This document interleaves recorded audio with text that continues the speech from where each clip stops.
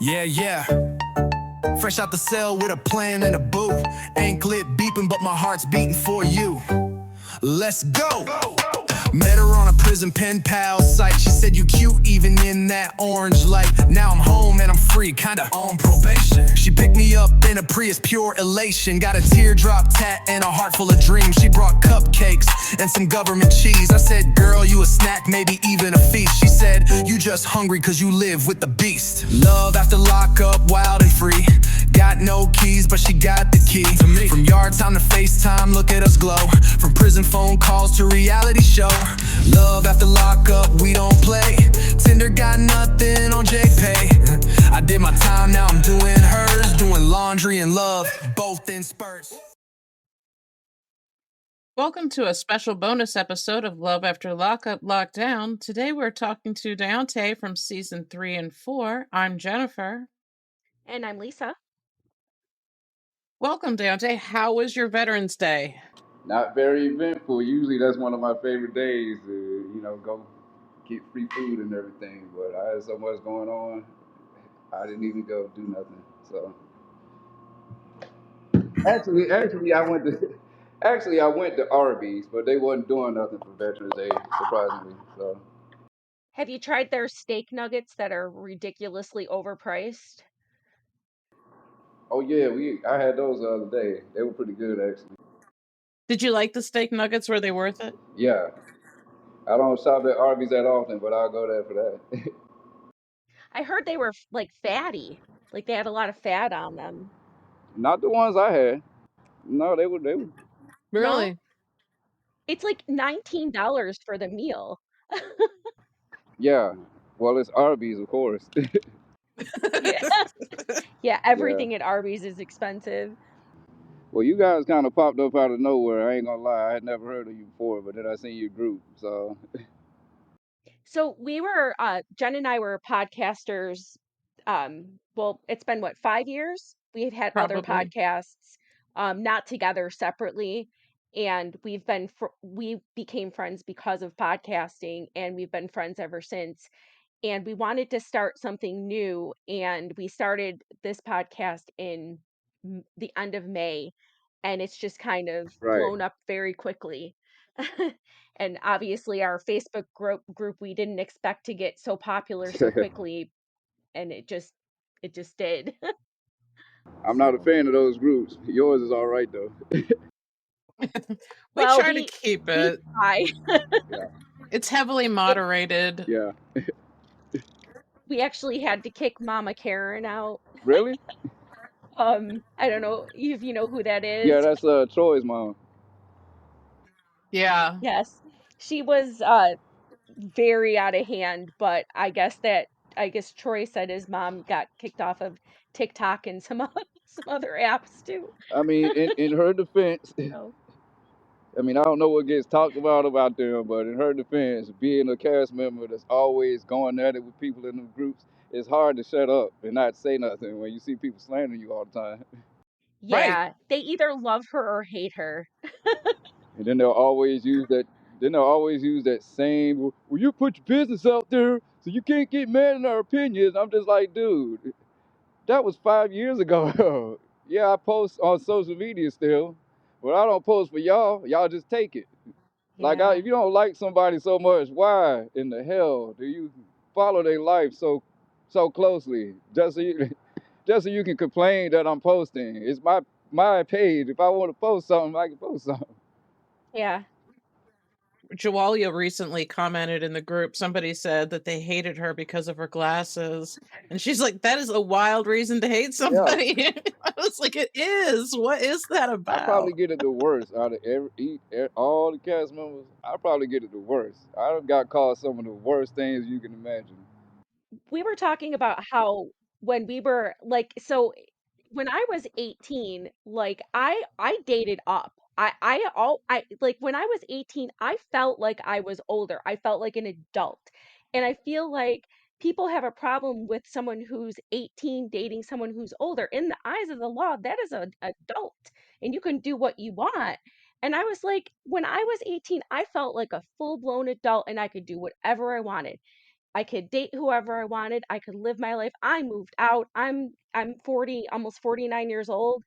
And at that age, we were like, we left home. We got jobs. We had apartments. We did what we wanted to do. And I'm just like surprised that people are hanging on that 18-year-old thing. And I'm just like, it doesn't seem like a big deal. Jen's a similar age to me. That was not that big of a deal. People always dated up. Well, girls typically do that anyways. They always go after older men. Yeah. But I mean, I I I understand the outrage behind it. I mean, anybody would look at that situation and be like, "Why is this 30-something-year-old man dating this 18-year-old? Like, what do they got in common? What does he like?" Basically, I understand why people would just assume that I groomed this girl or something like that. But anybody that knows me, No. anybody that's done follow me on social media for however long or see me on TV, it's as clear as day I'm not that type of person. I don't even give off that vibe. Can you talk about where you guys met? Yeah, I guess so. I've pretty much explained that before. That's the part that I wish I would have just shut up about. Like when I went Mhm. public with her, I already knew it was gonna be a bad idea to begin with because I'm like, this is not gonna look good. The only problem was I have a hard time not opening my mouth or not doing what I should do when I should do it. Looking back at that situation now, I should have hurt her feelings, and I didn't want to hurt her feelings. That was the problem. But I should have kept her hidden until I felt like it was appropriate enough to go public with her. I just knew she didn't want to be kept secret because she was very much into me. So I didn't want to hurt her feelings. So I just kind of took a bullet. I knew that was going to happen. Then we would have did an interview, pretty much trying to explain how we met, because I'm the type of guy that I don't have nothing to hide. Embarrassing or not, it don't matter to me. So I've always been an open book. So I just tell the truth. It ain't nothing else. I don't know how to do nothing else. Like I just always been an open book. So I didn't think it was gonna get as much outrage as it did. But I explained that one time before.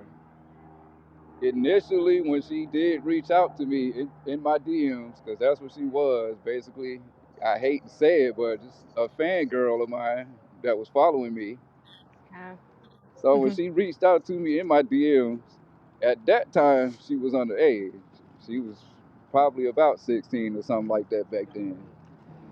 And see, back then, I had this thing because I was freshly on TV. I was very popular, so I had never got the type of attention I started getting when I was on TV. So what I would do is every time I got like I used to try to clear up all of my DMs. So I would just go into my DMs and answer them all. I wouldn't even really pay attention to who I was talking to. I would just read the message, see what it was, I would reply and move on to the next one. And that's how I did it because I didn't want to be the television personality or the reality TV star that just ignores people because that's what a lot of us do. So I didn't want to be that. So I just would reply to Yeah. everybody. Now I know you can't do that. It's impossible. But back then I was trying.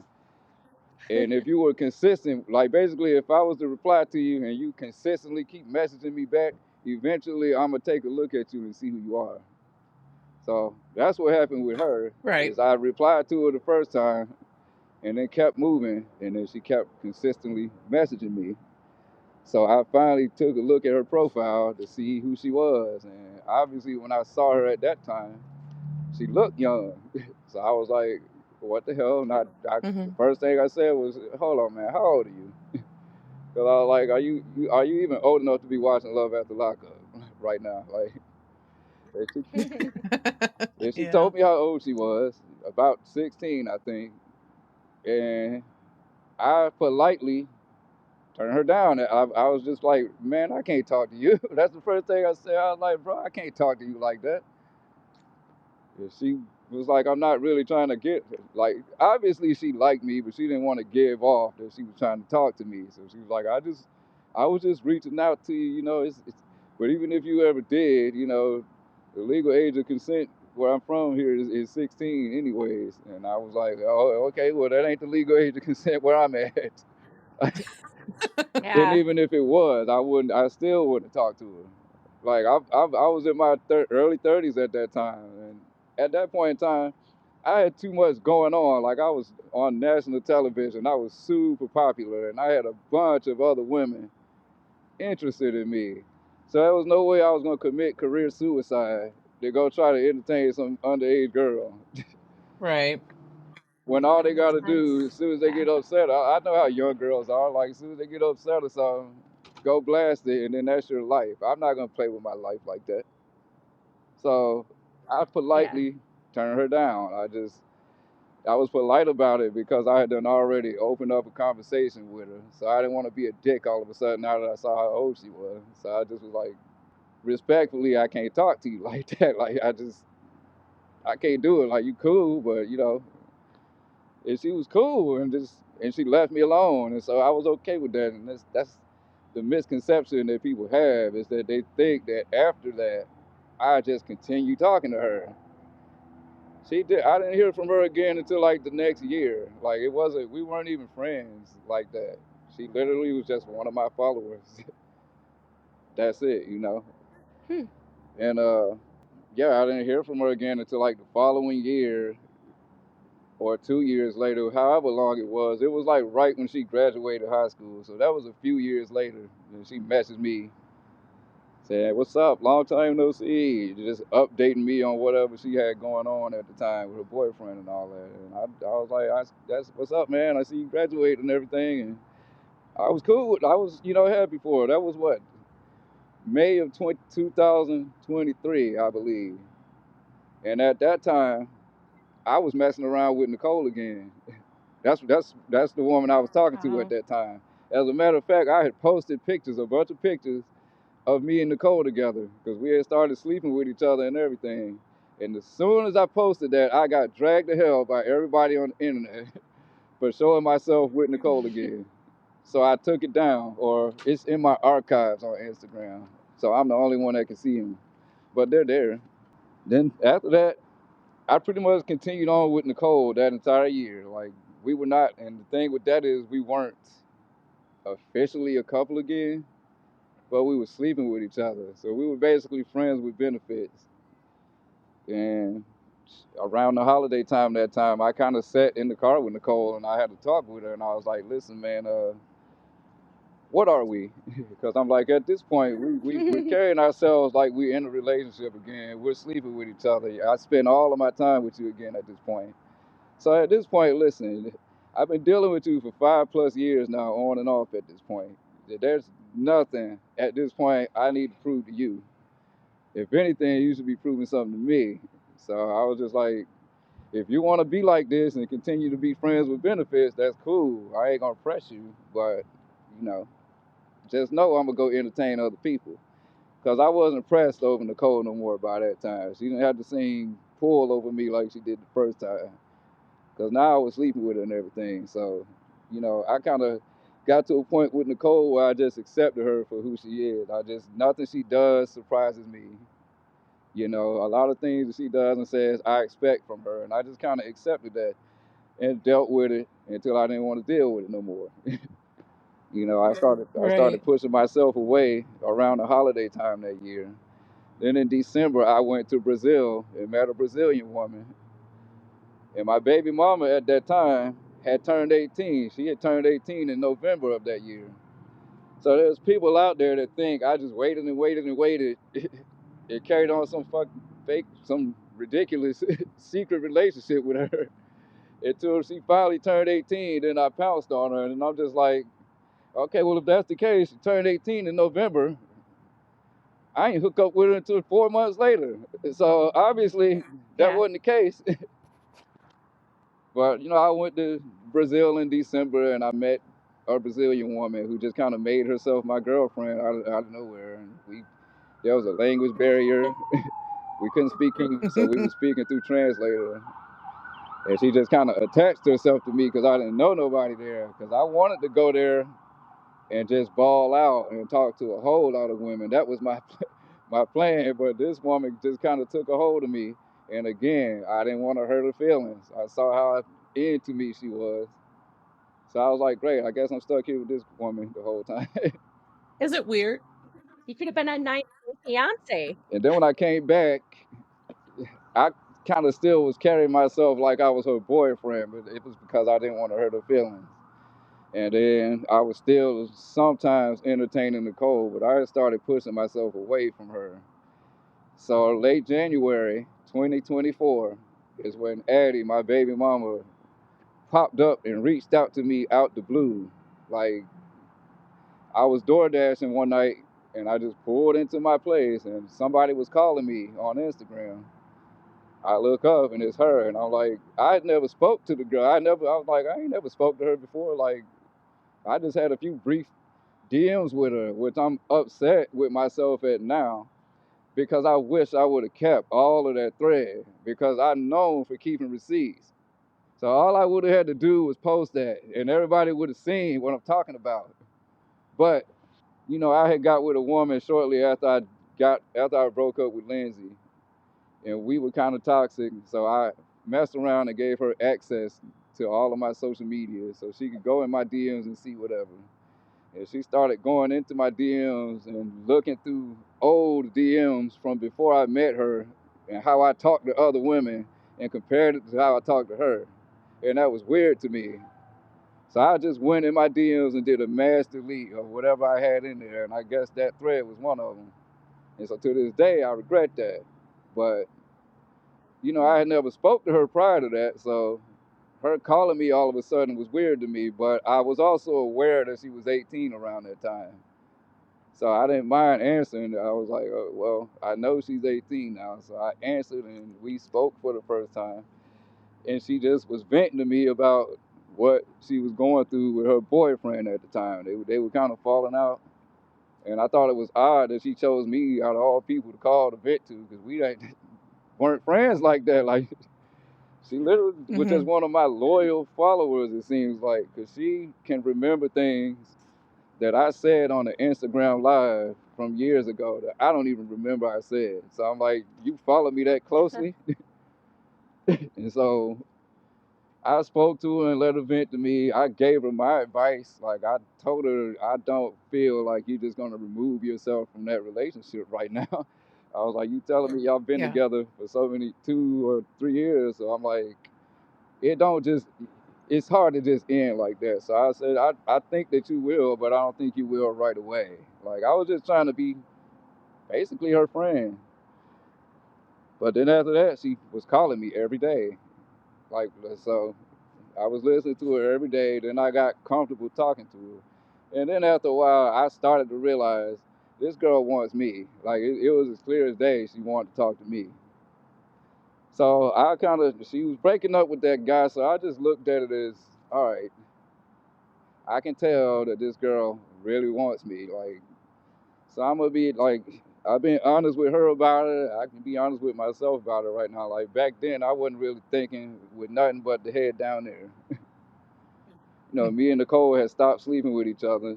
So this girl was interested in me, and I knew she wanted me for so many years. So I was like, all right, I'm gonna give her what she wants. Like, she old enough now, so whatever. But I was never expecting her to actually be my lover like that. Like, in the beginning, to me, this was just gonna be another one of the fangirls that I went and met up with and had fun with, and it just was gonna be that.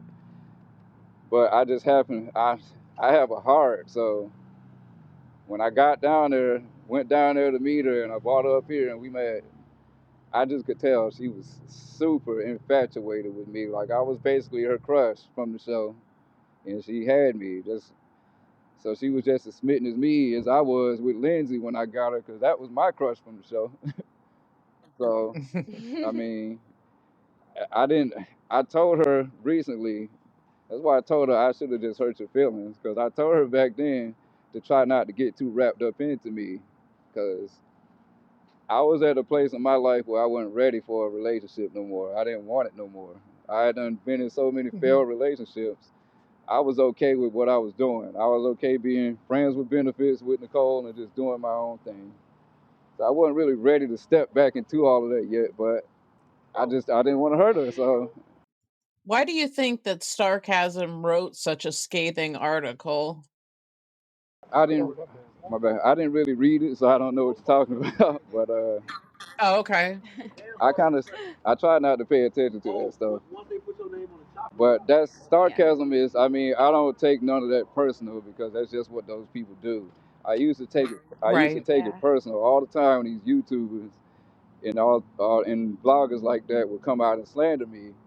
There's one in particular that I can't fucking stand, and I would never ever have no respect for her. But all the other ones, it just is what it is. It's what I try to tell her. I'm like, listen, that's what they do.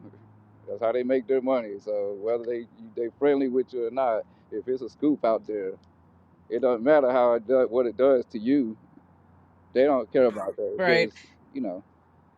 But I gave it a chance with Addie because I was like, I can. Why not? I was like, I done been in all what 3, 4 failed relationships, and none of these women were young, and that's the thing. Like, there's not even a pattern with me. Yeah. Lindsay, like Nicole, was probably the youngest I had ever been with prior to that, and she was in her 20s. You know, Lindsay's in her Yeah. 30s, and the woman that I dated after Lindsay was in her 30s. This was the one I took a gamble on, and I got burned basically because now I know this is some shit that I can never come back from, and I just became content with it. And no matter what the Well, situation, but now you have a beautiful baby though yeah, that you get to enjoy. and that's the thing. Like we've had certain talks, and I sometimes would make the statement that I should have never entertained you to begin with. But when I think about that now, I always take it back and say, well, I can't say that because then he wouldn't be here as he is. Yeah. Right. So obviously my reputation took a big, it was already terrible to begin with because of the show and what they do to you on the show. And, you know, I know how to take accountability. So a lot of my actions on social media and stuff off the show also probably turned a lot of people off. But So what are the NDA agreements? How long do those last? Because there are people who have it's been years since they've been on the show and they're still talking about these NDA agreements. So how long does that last? You can't be bound by that forever, right? I have no idea how long they actually last, but they must not last that long. Cause I tell everything. They don't do a damn thing to me. I don't even think they care. I don't care either. So if there was an NDA that I was still under, I'm pretty sure they would have said something to me by now. So Yeah. some of these people are just afraid to miss their opportunity because basically when they get done with you, they don't really tell you whether they're going to continue to use you or not. You just got to sit there in limbo and wait. And that's what used to upset me because I want to live my life. I want to post what I want to post. I can when we're filming, okay, but when I'm on my time, either tell me you're going to continue on with me so that I'll know to keep certain things secret and don't post certain things, or just let me be me. If you're not gonna tell me what you're gonna do with me until you get ready to, and sometimes you don't hear from those folks until 6 or 7 months later. But then when you post something they don't like, they'll blow your phone up to cuss you out. I'm just like, well then I'm like, well y'all didn't tell me I was coming back. I didn't even know I was gonna be doing the second season with Nicole or a season with Lindsay. Is it weird to get messages from people you don't know? Like I get it on this very small scale, but you must get it Me on this too. grand It scale. didn't. I mean, that's never really bothered me. I've always, I guess, been a little bit addicted to social media, so the fact that people were DMing me and want interested in what I got going on and wanting to get to know me, I kind of like that.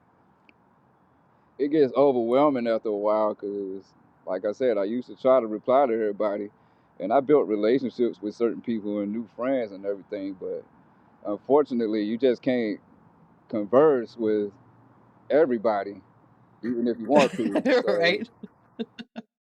What's the weirdest message? the weirdest DM I got. Yeah. Oh, okay. So I have an OnlyFans.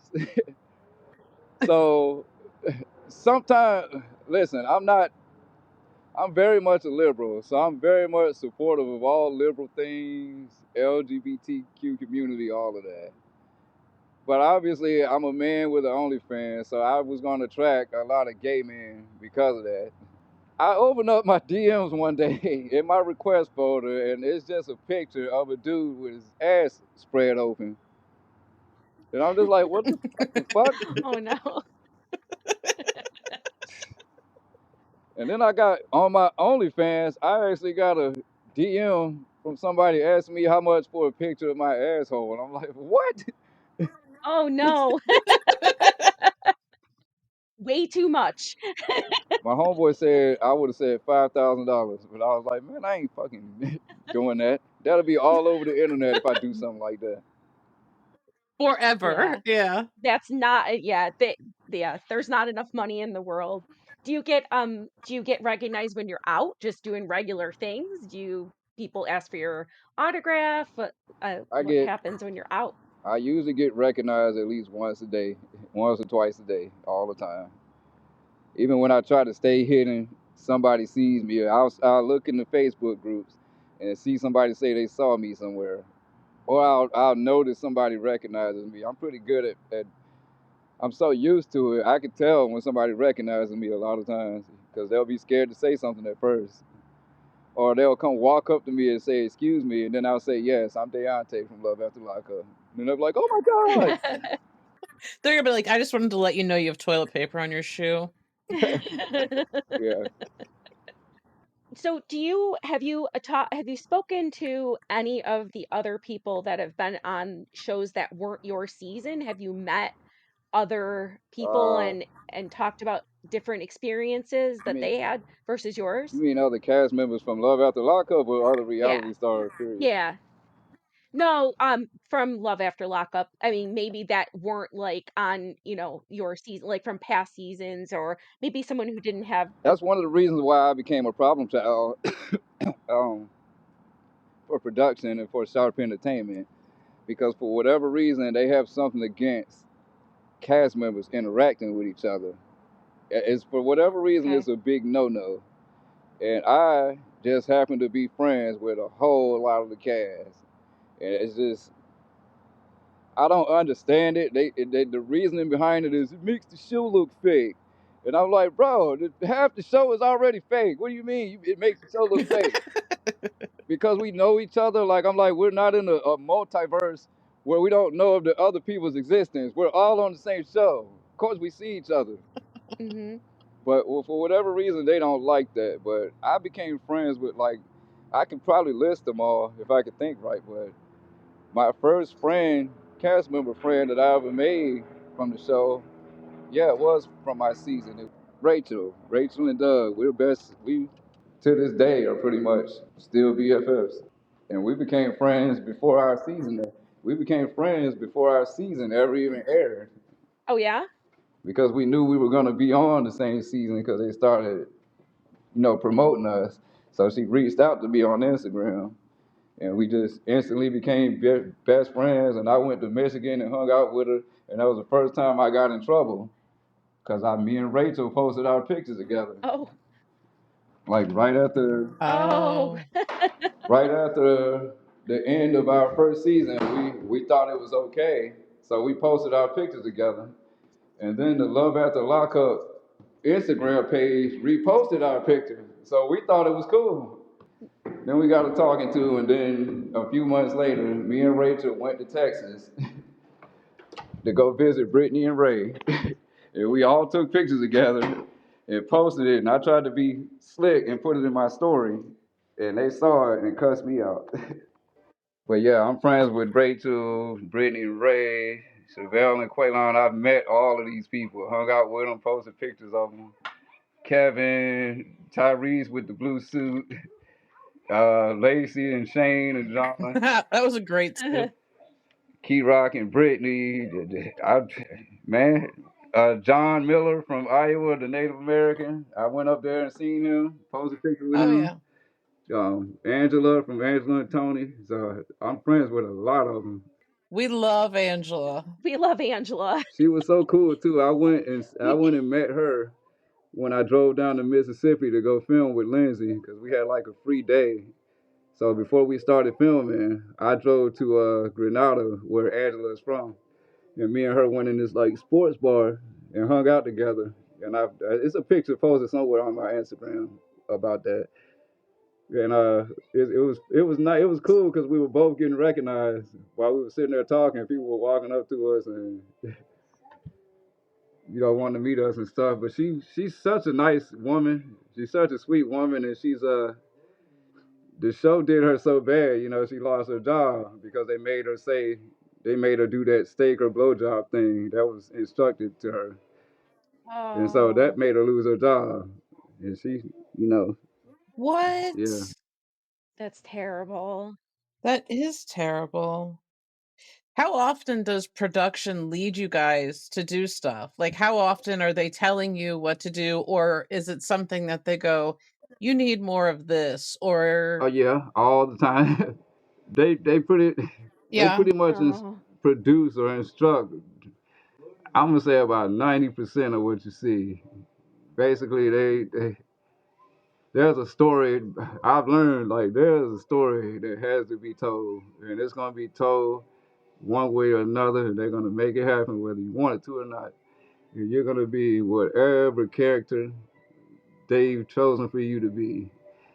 I was chosen to be the pathetic simp, and no matter how much I tried to go against that, they still made it happen. So I was meant to be the clinger with the season with Lindsay. I saw that in the written script that they messed around and sent me. I went off about that and Oops. posted on my YouTube channel, posted on TikTok, everywhere. So do you think like your entire appearance on there was misleading and or like taken out of context? The majority of it was. Some of it was just me. Like I said, Yeah. I could take accountability when I do something cringe. I don't blame everything on production. Some of the stuff was just me. Like I can remember a particular cringy moment of mine is my first season when Nicole was giving me that quote unquote lap dance. If she walked to the room and I followed behind her on my knees, that was all me. Nobody told me to do that. That was just a natural reaction. And I remember the producers loved it. They were like, "Oh my God!"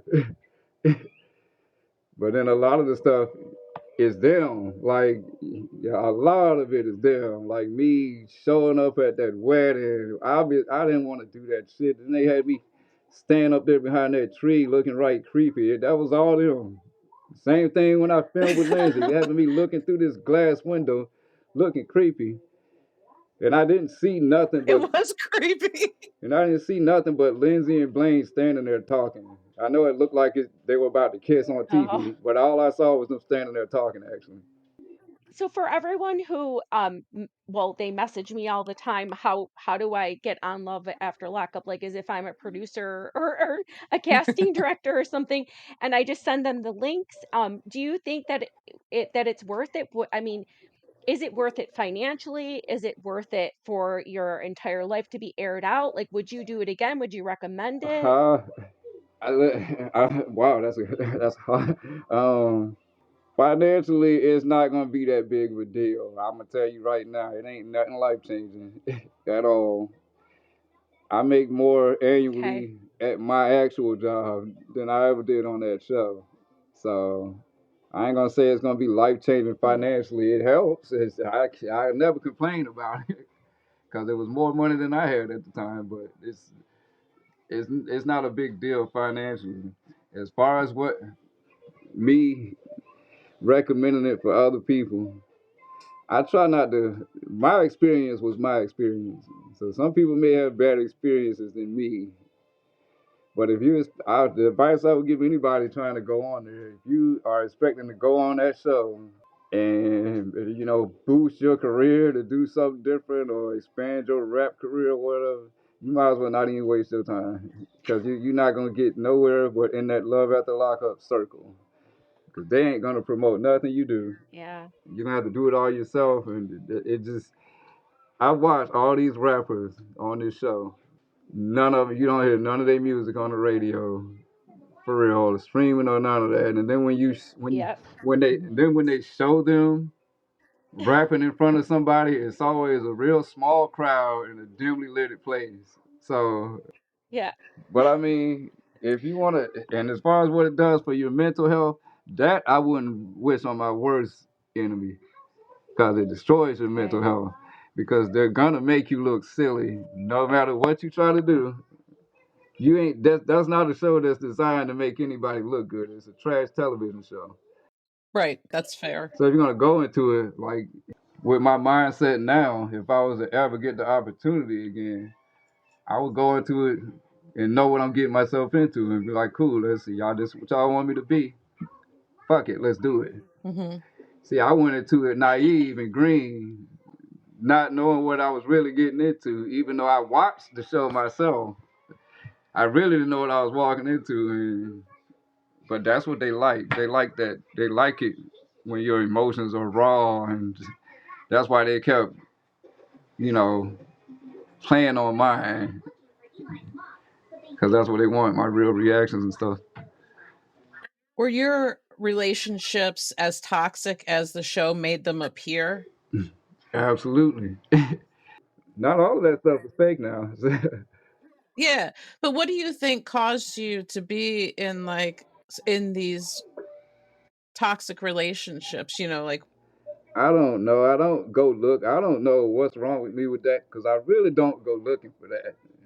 Like, I don't like toxicity. I don't like being in drama and controversy all the time. It's really not in my nature. I'm just kind of a calm. I'm just a laid back guy. I'm a little bit goofy. Maybe some people think I'm a little bit weird, but I don't like to be a drama magnet. I'm not like an attention whore or nothing like people think I am. I just love my social media. So I like to be on social yeah. media. It don't have nothing to do with me necessarily wanting people's attention.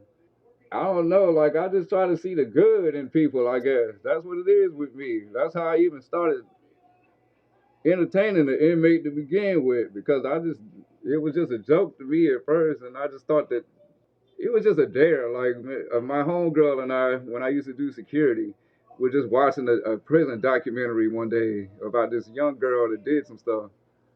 And that just kind of prompted her to go, start looking up inmates online. So that's how I even discovered there was inmate dating websites to begin with.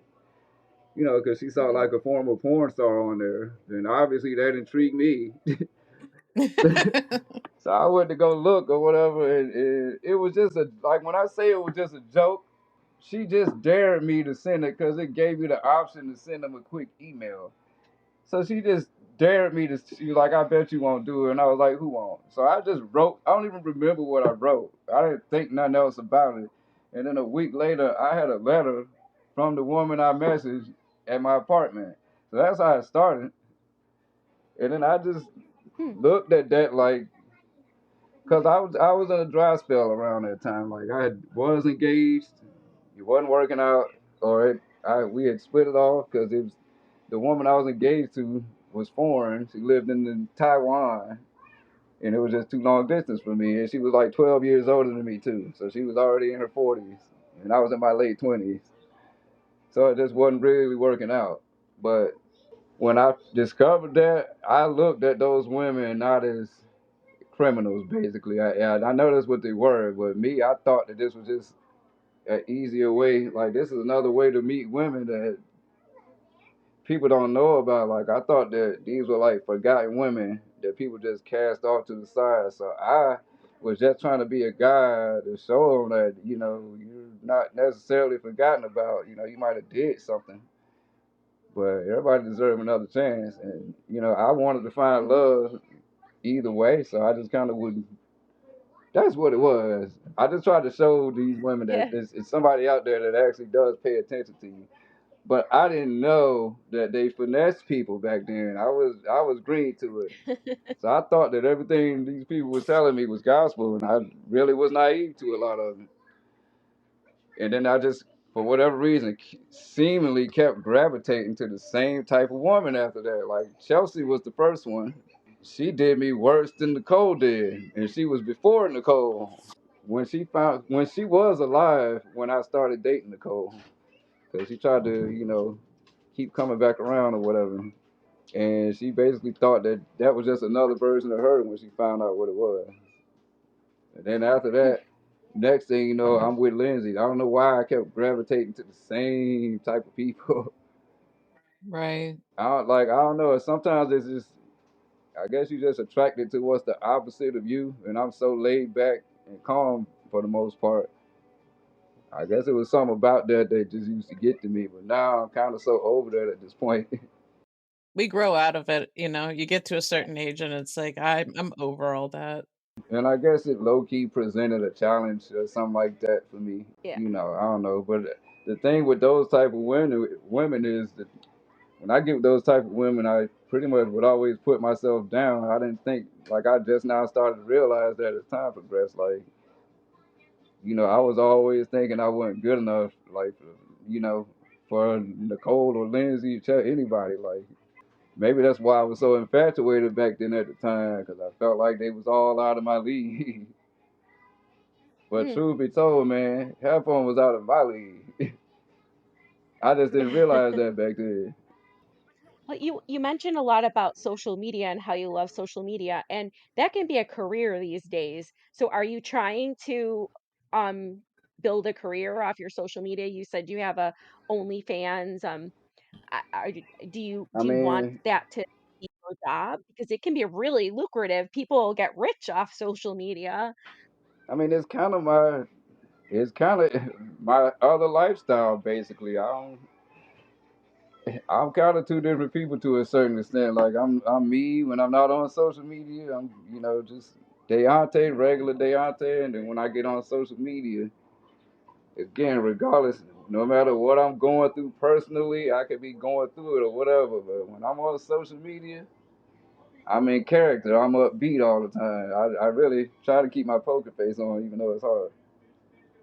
And yeah, I do. Yeah. I mean, I make money off of social media now. That's why I stay on it so much, especially TikTok. Yeah. That's why I keep going live on TikTok all the time because I have now discovered the way. Now I see why Lindsay is always on damn TikTok doing random things Yeah. 8 million times a day because she makes money doing it, and so do I. hmm Yeah, I mean, why not? Yeah, I try, but I don't get anywhere.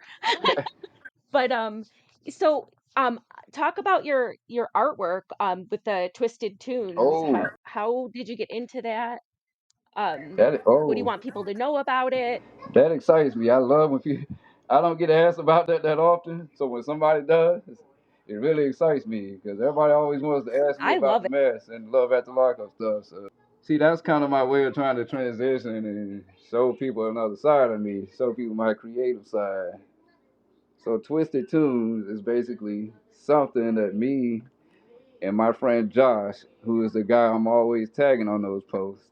So me and my friend Josh created that when we were 13 in the eighth grade in middle school. Basically, that's Josh has always been an artist, so he was one of them kids that was into that anime stuff, that Dragon Ball Z, Pokemon type stuff.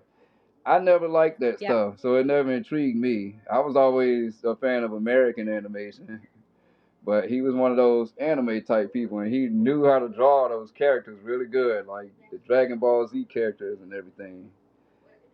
So I always saw his drawings. I just never cared for him because again, it was anime. But then one day, for whatever reason, he came to class because he used to sit right behind me. So I used to turn around and look at his drawings sometimes, and he came to class with a green piece of construction paper, or just a green piece of paper, with a drawing of various cartoon characters on it doing adult things. And Yeah. it was Super Mario holding a gun up to Mickey Mouse, who was on his knees crying.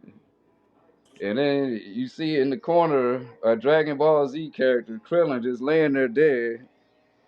And you see Pikachu from Pokemon laid on the floor with his head cut off. And then on the bottom of the picture, he's got Luigi and Mario going at it.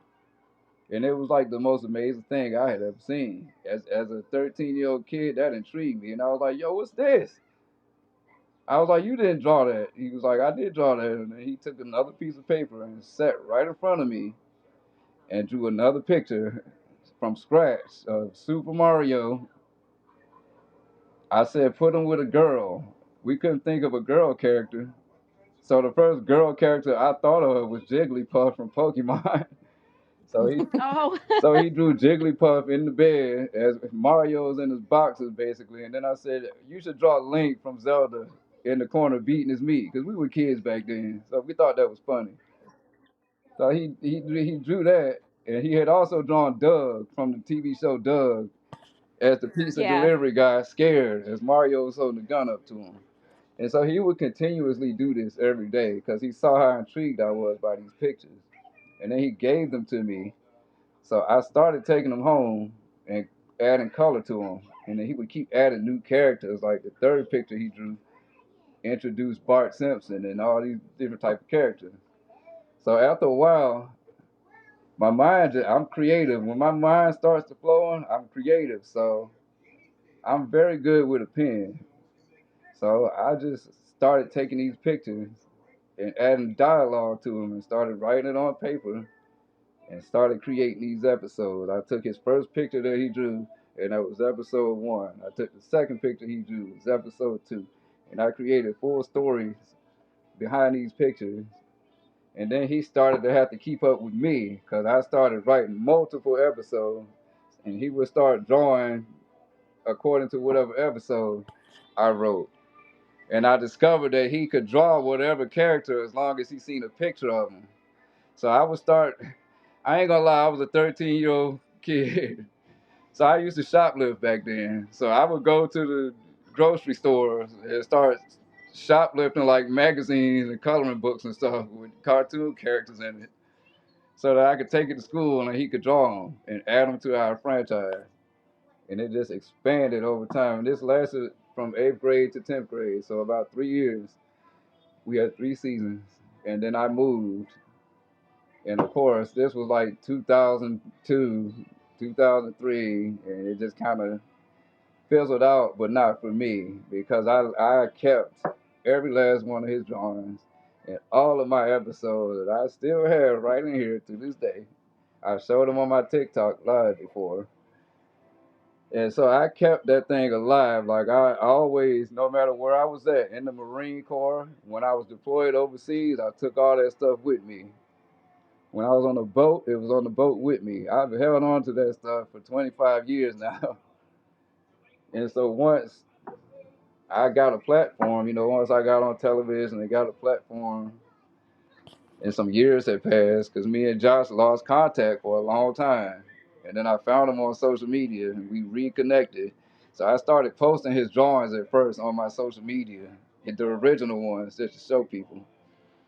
Then once I got on TV, I created my YouTube channel and I started going in depth about Twisted Tunes. I started introducing what it is and that's when I started posting all the different teams of characters on my Instagram and all the couples and all that. And then, once AI came a thing, I just started bringing a lot of that stuff to life, like exactly how we would have wanted it.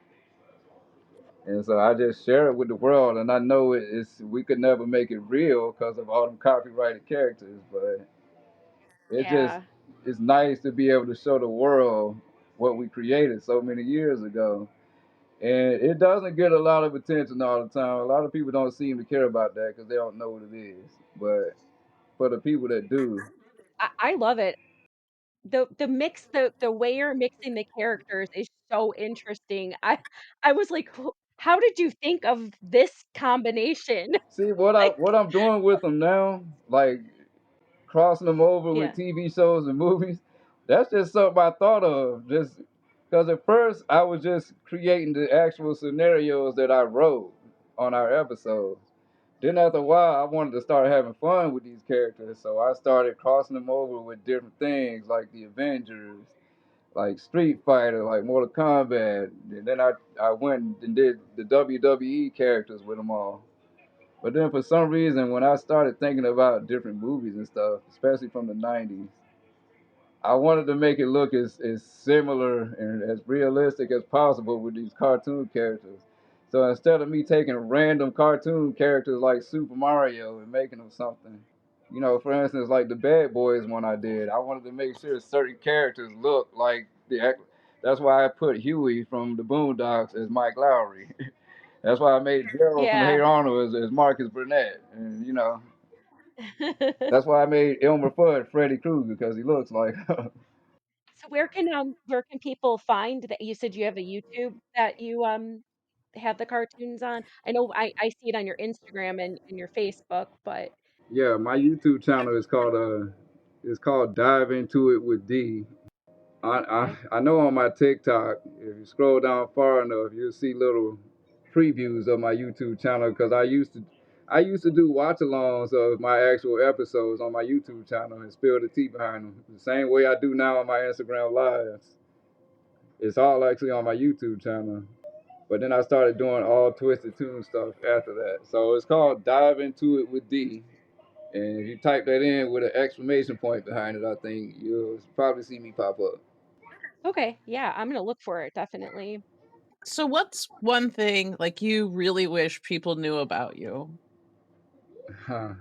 I don't know, man. I guess at this point, I kind of just wish people understood me better. Like I wish a lot of people didn't think as low or as evil of me as they think. Like, you know what I'm saying? When I tell you I have been called every type of awful name you could think of, I'm so numb to it at this point. There's pretty much ain't nothing at this point that can embarrass me. Like my image is pretty much as damaged as all can be. So, you know, I always get the same stuff thrown at me, slow, you know, weird. People think I'm on the spectrum.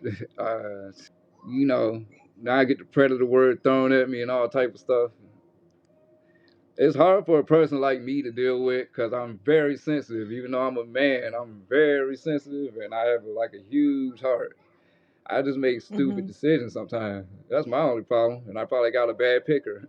But Well, I mean, don't we all? We all make bad decisions. The difference is just that you were on TV for some of yours. yeah. And Exactly.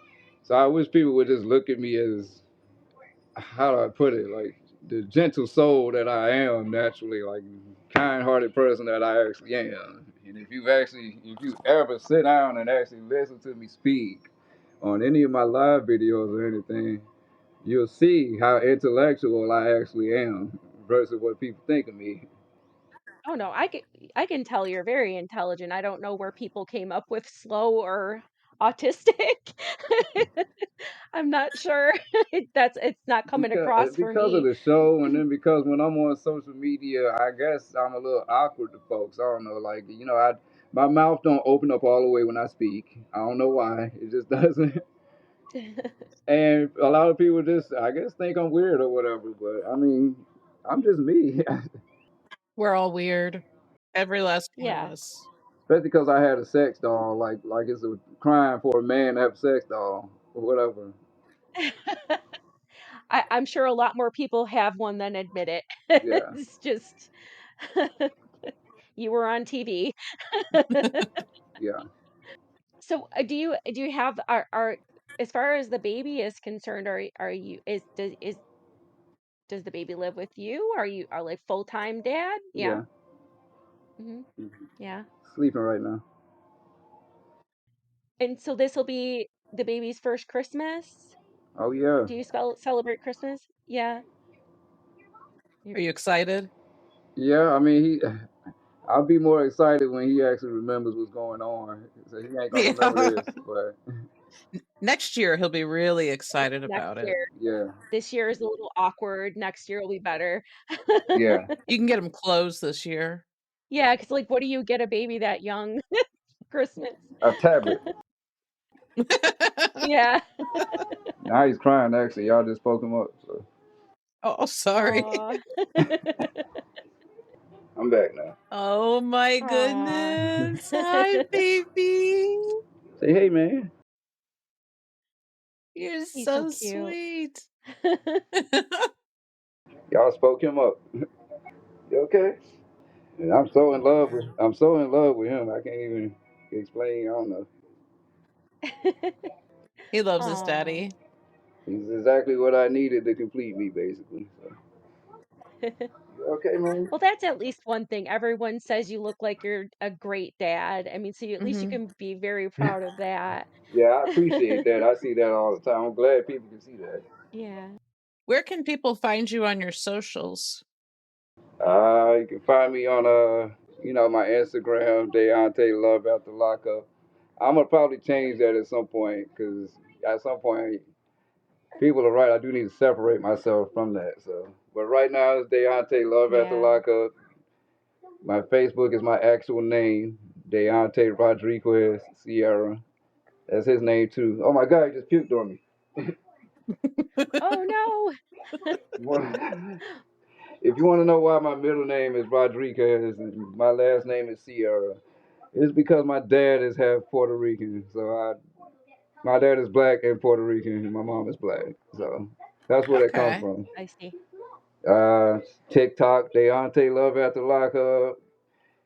Twitter, same thing. And, YouTube, dive into it with D.